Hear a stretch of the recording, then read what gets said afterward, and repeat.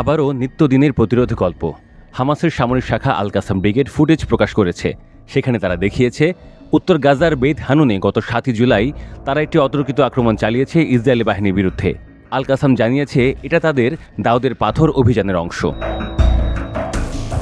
আল কাসাম দাবি করছে গাজার একটি কৃষি অঞ্চলে অতর্কিত হামলা চালিয়ে শত্রু সেনাদের 5 সদস্যকে হত্যা এবং একাধিক সদস্যকে আহত করেছে তারা। এই হামলাকে তখন বেশ গুরুত্ব দিয়েছিল ইসরায়েলি গণমাধ্যমগুলো। 2023 সালের 7 অক্টোবরের হামলার পর এই হামলাকে ভয়াবহ হিসেবে আখ্যা দিয়েছিল গণমাধ্যমগুলো। সেই সময় ইসরায়েলি সেনাবাহিনীর নাহাল ব্রিগেডের এক কর্মকর্তাও আহত হন বলে জানায় ইসরায়েলি মিডিয়াগুলো। 24 আগস্ট আমরা জেনেছি ফিলিস্তিনি প্রতিরোধ যোদ্ধাদের হাতে আরও একজন ইসরায়েলি সেনার গাজায় নিহতের খবর। সংবাদ মাধ্যমগুলো জানায় ফিলিস্তিনের গাজা উপত্যকায় বিস্ফোরণে ইসরায়েলি একজন সেনা নিহতের বিষয়টি স্বীকারও করে নেয় ইসরায়েলি সেনাবাহিনী। কেফির ব্রিগেডের শিমশন ব্যাটালিয়নের প্লাটুন কমান্ডার লেফটেন্যান্ট ওরি জেরলিক উপত্যকার দক্ষিণ অংশে নিহত হয়েছেন, তবে বিস্ফোরণের সঠিক কারণ উল্লেখ করা হয়নি। ওরি জেরলিক নিহত হওয়ার পর গাজা যুদ্ধের শুরু থেকে এখন পর্যন্ত নিহত ইসরায়েলি সেনার সংখ্যা দাঁড়ায় 899 জনে। ওদিকে ইসরায়েলি সেনারা গাজায় ধ্বংসযজ্ঞ চালিয়েই যাচ্ছে। তাদের হামলার অন্যতম লক্ষ্য স্কুল ও হাসপাতালগুলো।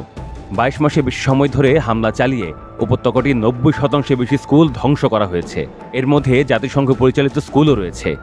এই স্কুলগুলো এখন পুনরায় নির্মাণ করা ছাড়া আর ব্যবহারযোগ্য অবস্থায় নেই। গত রোববার জাতিসংঘের ফিলিস্তিনি শরণার্থী বিষয়ক সংস্থা UNRWA এই তথ্য জানায়। সংস্থাটির সর্বশেষ হিসাব অনুযায়ী ইসরায়েলের হামলায় গাজায় 564টি স্কুলের মধ্যে 97% ক্ষয়ক্ষতি হয়েছে, আর 518টি বা 91.8% স্কুলের কার্যক্রম আবার শুরু করার জন্য সেগুলোর পুনরায় নির্মাণ বা বড় পরিসরে সংস্কার কাজের প্রয়োজন। আজ সকালের খবর অনুযায়ী ফিলিস্তিনের অবরুদ্ধ গাজা উপত্যকার বিভিন্ন স্থানে ইসরায়েলি হামলায় গত 24 ঘন্টায় আরও 64 ফিলিস্তিনি নিহত হয়েছেন।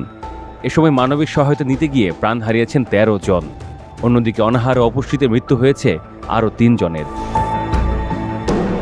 মূলত গাজায় ইসরায়েলের অভিযান আরও তীব্র হয়েছে এবং গাজা নগরীতে হত্যাযজ্ঞ ও বাস্তুচ্যুতি বৃদ্ধি পেয়েছে।